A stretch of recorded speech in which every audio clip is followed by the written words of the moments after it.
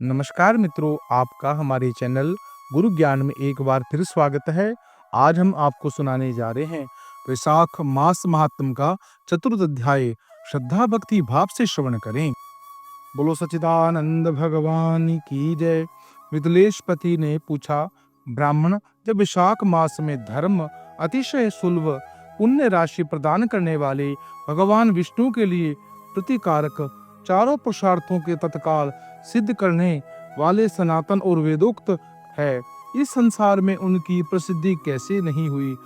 श्रुतदेव ने कहा, राजन, इस पृथ्वी पर लौकिक कामना रखने वाले ही मनुष्य अधिक हैं। उसमें से कुछ राजस और कुछ तामस हैं। वे लोग इस संसार के भोगों तथा पुत्र पौत्र आदि संपदाओं की अभिलाषा रखते हैं। कहीं किसी प्रकार की कभी कठिनाई से कोई एक मनुष्य ऐसा मिलता है जो स्वर्ग लोक के लिए प्रयत्न करता है, और इसलिए वह यज्ञ आदि पुण्य कर्मों का अनुष्ठान बड़े प्रयत्न से करता है, परंतु मोक्ष की उपासना प्रायः कोई नहीं करता। तुच्छ इच्छाएं लेकर बहुत से कर्मों का आयोजन वाले लोग प्रायः काम्य कर्मों की ही उपासक हैं। यही कारण है कि संसार में राजस और तामस धर्म अधिक विख्यात हो गए, परंतु सात्विक धर्मों की प्रसिद्धि नहीं हुई। ये सात्विक धर्म भगवान विष्णु को प्रसन्न करने वाले हैं, निष्काम भाव से किया गया और इस इंद्रलोक तथा परलोक में सुख प्रदान करते हैं। देव माया से मोहित होने के कारण मूढ़ मनुष्य इस धर्मों को जानते ही नहीं। पूर्व काल की बात है, काशीपुरी में कीर्तिमान नाम से विख्यात एक चक्रवर्ती राजा थे। इक्ष्वाकु वंश में भूषण तथा महाराज नृप के पुत्र हुए। संसार में उनका बड़ा ही यश था। वे अपने इंद्रियों पर और क्रोध पर विजय पा चुके थे। ब्राह्मणों के लिए प्रति उनके मन में बड़ी भक्ति थी। राजाओं में उनका स्थान बहुत ही ऊंचा था। एक दिन में मृग में आसक्त होकर महर्षि वशिष्ठ के आश्रम पर आए। वैशाख की चिलचिलाती हुई धूप में यात्रा करते हुए राजा ने मार्ग में देखा, महात्मा वशिष्ठ के शिष्य जगह जगह अनेक प्रकार के कार्यों में विशेषता तत्परता के साथ संलग्न हैं। यही कारण है कौशलता बनाते हुए कहीं छाया मंडप है, किनारे पर झरनों के जल से रोककर स्वच्छ बावली बनाते थे, कहीं वृक्ष के नीचे बैठे हुए लोगों को पंख झुलाकर हवा करते थे, कहीं ऊख देते हुए, कहीं सुगंधित पदार्थ भेंट करते हुए, कहीं फल देते थे। दोपहरी में लोगों को छाता देते हैं। संध्या के समय शरबत, कोई शिष्य पानी वाले वन में झाड़ बुलाकर साफ किया। आश्रम के प्रांगणों में हितकारक बालूक बिछाते थे। कुछ लोग वृक्षों की छाया में झूला लटकाते हैं। उन्हें देखकर राजा ने पूछा, आप कौन हैं? उन्होंने उत्तर दिया, हम लोग महर्षि वशिष्ठ के शिष्य हैं। राजा ने पूछा, ये सब क्या हो रहा है? वे बोले, ये वैशाख मास में कर्तव्य रूप को बताई गई धर्म है, जो धर्म अर्थ काम और मोक्ष चारों पुरुषार्थों के साधक हैं। हम लोग गुरुदेव वशिष्ठ की आज्ञा से इन धार्मिक कर्मों का पालन करते हैं। राजा ने पुनः पूछा, उनके अनुष्ठान से मनुष्य को कौन सा फल प्राप्त होता है? किस देवता की प्रसन्नता होती है? उन्होंने उत्तर दिया, हमें इस संसार को सब बताने के लिए अवकाश नहीं है। आप गुरुजी से ही यथोचित प्रश्न कीजिए। वे महायशस्वी महर्षि हैं, इन धर्मों को यथार्थ रूप से जानते हैं। शिष्यों ने ऐसा उत्तर पाकर राजा शीघ्र ही महर्षि वशिष्ठ के पवित्र आश्रम पर, जो विद्या और योग शक्ति से संपन्न था, राजा को आते देखकर महर्षि वशिष्ठ मन ही मन बड़े प्रसन्न हुए। उन्होंने सेवकों सहित महाराजा को विधि पूर्वक अति सत्कार किया। जब वे आराम से बैठ गए, तब गुरु वशिष्ठ ने प्रसन्नता पूर्वक पूछा, भगवान, मैंने मार्ग में आपके शिष्यों द्वारा परम आश्चर्यमय शुभ कर्मों का अनुष्ठान होते देखा है, किंतु उनके संबंध में जब प्रश्न किया तब उन्होंने दूसरा कोई बात बताकर आपके पास जाने की आज्ञा दी। उसकी आज्ञा के अनुसार इस समय मैं आपके समीप आया हूँ। मेरे में मन में धर्मों को सुनने की बड़ी इच्छा है, अतः आप मुझसे उनका वर्णन करें। तब वो महायशस्वी वशिष्ठ ने प्रसन्न पूर्वक कहा, हे राजन, तुम्हारी बुद्धि को उत्तम शिक्षा मिली है, अतः उसमें यह उत्तम निश्चय किया है। भगवान विष्णु की कथा के श्रवण और धर्म कर्मों के अनुष्ठान में तुम्हारी बुद्धि की अत्यंत प्रवृत्ति हुई। यह तुम्हारे किसी पुण्य का ही फल है। इसने विशाख मास में बताए गए महाधर्मों द्वारा भगवान श्री हरि की आराधना की है। उनके उन धर्मों से भगवान बहुत संतुष्ट होते हैं और उन्हें मनोवांछित वस्तु प्रदान करते हैं। संपूर्ण जगत के स्वामी भगवान लक्ष्मीपति समस्त पाप राशि का विनाश करने वाले हैं। वे सूक्ष्म धर्मों से प्रसन्न होते हैं, केवल परिश्रम और धन से नहीं। भगवान विष्णु की भक्ति से पूजित होकर अवशिष्ट वस्तु प्रदान करते हैं, इसलिए सदा भगवान विष्णु की भक्ति करनी चाहिए। जगदीश्वर श्री हरि जल की पूजा करने पर अवशेष क्लेश का नाश करने से शीघ्र प्रसन्न होते हैं। विशाख मास में बताते हुए कि धर्म थोड़े से परिश्रम द्वारा साध्य होने पर भी भगवान विष्णु के प्रति कारक एवं शुभ होने के कारण अधिक व्यय से सिद्ध होने वाले बड़े बड़े यज्ञ आदि कर्मों का तिरस्कार करने वाले, अतः भोपाल तुम भी विशाख मास में बताए गए धर्मों का पालन करो और तुम्हारे राज्य में निवास करने वाले अन्य सब लोगों से भी उन कल्याणकारी धर्मों का पालन कराओ।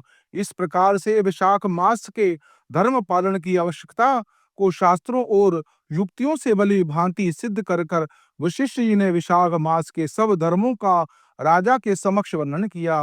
उन पर धर्मों को बुलाकर राजा ने गुरु का भक्ति भाव से पूजन किया। घर में आकर वे सब धर्मों का विधि पूर्वक पालन करने लगे।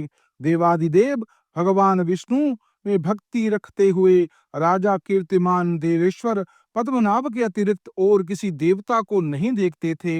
उन्होंने हाथी की पीठ पर नगाड़ा रखकर सिपाहियों से अपने राज्य भर में डांडे की चोट पर यह घोषणा करा दी, मेरे राज्य में जो 8 वर्ष से अधिक की आयु वाला मनुष्य है, उसकी जब तक 80 वर्ष की ना हो जाए तब तक मेष राशि में सूर्य में स्थित होने वाले यदि प्रातः काल स्नान नहीं करेगा, वे मेरे द्वारा दंडनीय वाद्य तथा राज्य से निकाशित किया जाएगा, योग्य समझा जाए। यह मेरा निश्चय आदेश है। पिता पुत्र अथवा सुहृद जो भी विशाख धर्म का पालन नहीं करेगा, वह चोर की भांति दंड का पात्र समझा जाएगा। प्रातःकाल शुभ जल में स्नान कर कर श्रेष्ठ ब्राह्मणों को दान करना चाहिए। तुम सब लोग अपनी शक्ति के अनुसार ओसला और दान आदि धर्मों का आचरण करो। राजा कीर्तिमान ने प्रत्येक ग्राम में धर्म का उपदेश करने वाले एक एक ब्राह्मण को बसाया। 5-5 गांवों पर एक एक ऐसे अधिकारी की नियुक्ति की जो धर्म का त्याग करने वाले लोगों को दंड दे सके। उस अधिकारी की सेवा में 10-10 घुड़सवार रहते थे। इस प्रकार चक्रवर्ती नरेश के शासन से सर्वत्र सब देशों में से धर्म का पौधा प्रारंभ हुआ और आगे चलकर खूब बड़े बड़े वृक्ष के रूप में परिणत हो गए। उस राजा के राज्य में जब लोग मर जाते थे, भगवान विष्णु के धाम में जाते। वहीं मनुष्य को जो विष्णु लोक की प्रति निश्चित थी, एक बार ही विशाख स्नान कर कर लेने से मनुष्य यमराज के पास नहीं जाता। अपने धर्मानुकूल कर्म से स्थित सब लोगों के विष्णु लोक में जाने से यमपुरी के सब नरक खाली हो गए। वहां एक भी पापी प्राणी नहीं रह पाया। वैशाख मास के प्रभाव से यमपुरी के मार्ग की यात्रा ही बंद हो गई। सब मनुष्य दिव्य आकृति धारण कर कर भगवान के धाम में जाने लगे। देवताओं में जो लोक हैं वे सब ही शून्य हो गए। स्वर्ग और नरक दोनों के शून्य हो जाने पर एक दिन नारद जी ने धर्मराज के पास जाकर पूछा, धर्मराज, आपके इस नरक में पहले जैसा कोलाहल नहीं सुनाई पड़ता, पहले की भांति पाप कर्मों का लेखा भी नहीं लिखा जाता। चित्रगुप्त को तो ऐसे मौन भाव में बैठे हुए कैसे कोई मुनि? ओ महाराज, इसका कारण तो बताइए। महात्मा नारद के ऐसे कहने पर राजा ने यम कुछ दीनता स्वर में कहा, नारद जी, इस समय पृथ्वी पर जो यह राजा राज्य करता है वह प्राण पुरुषोत्तम भगवान विष्णु का बड़ा परम भक्त है। उसके भय से कोई भी मनुष्य कभी विशाख मास का उल्लंघन नहीं करता। उस पुण्य कर्म के प्रभाव से सभी भगवान विष्णु के परम धाम को चले जाते हैं। मुनि श्रेष्ठ, उस राजा के इस समय मेरे लोक का मार्ग लुप्त कर दिया है, स्वर्ग और नरक दोनों को शून्य बना दिया। तथा ब्रह्मा जी के पास जाकर सब समाचार उनसे निवेदन करके तभी मैं स्वस्थ हो जाऊंगा। वे निश्चय कर यमराज ब्रह्मा के लोक में गए और वहां बैठे हुए उन ब्रह्मा जी का दर्शन किया, जिनका आश्रय ध्रुव है, जो इस जगत के बीज तथा सब लोकों के पितामह हैं और समस्त लोकपाल, दिक्पाल तथा देवता जिनकी उपासना करते हैं। ब्रह्मा जी ने यमराज को देखा और यमराज ब्रह्मा जी के आगे पृथ्वी पर गिर पड़े। तो यमराज ने कहा, कमलासन काम में लगाए हुए जो पुरुष स्वामी की आज्ञा का ठीक ठाक पालन नहीं करता और उनका धन लेकर भोगता है, सब काष्ठ का कीड़ा होता है। जो विद्वान मनुष्य लोभवश स्वामी के धन का उपभोग करता है, वह 300 कल्पों तक त्रियाग योनि रूप नरक में जाता है। जो कार्य से नियुक्त पुरुष कार्य करने में समर्थ होकर भी अपने कर्म को घर में ही बैठा रहता है, वह विलाप होता है। देव, मैं आपकी आज्ञा से धर्म पूर्वक राजा का शासन करता आ रहा हूँ। मैं जब तक मुनियों और धर्म शास्त्रों के कथा अनुसार पुण्यात्माओं को पुण्य के फल और पाप आत्माओं को पाप के फल से संयुक्त किया करता था, परंतु अब उनकी आज्ञा का पालन करने में असमर्थ हो गया।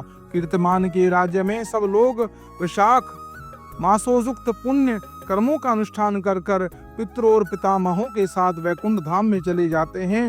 उनके मरे हुए पितर भी, पितामह आदि भी विष्णु लोक चले जाते हैं।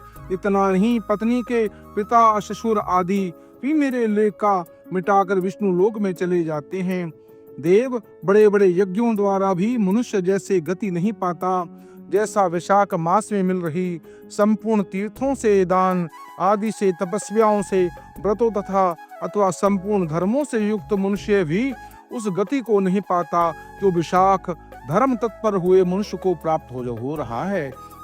वैशाख मास में प्रातः काल स्नान कर देव पूजन, माघ मास महात्मा की कथा का श्रवण तथा भगवान विष्णु को प्रिय लगने वाले तथा कुल धर्म का पालन करने वाला मनुष्य एकमात्र विष्णु लोक का स्वामी होता है। और जगतपति भगवान विष्णु लोक की मेरी समझ में कोई सीमा ही नहीं है, क्योंकि सब ओर से कोटि कोटि प्राणियों का समुदाय वहां पहुंच रहा है, जो भी वह भरता नहीं है। इस संसार में पवित्र और अपवित्र सभी लोग राजा की आज्ञा से वैशाख मास के धर्म का पालन कर विष्णु लोक को जा रहे हैं। लोकनाथ उनकी प्रेरणा से संस्कारहीन मनुष्य भी वैशाख स्नान मात्र से वैकुंठ धाम में चले जाते हैं। वह केवल भगवान विष्णु के चरणों की शरण लेने वाला जान पड़ता है।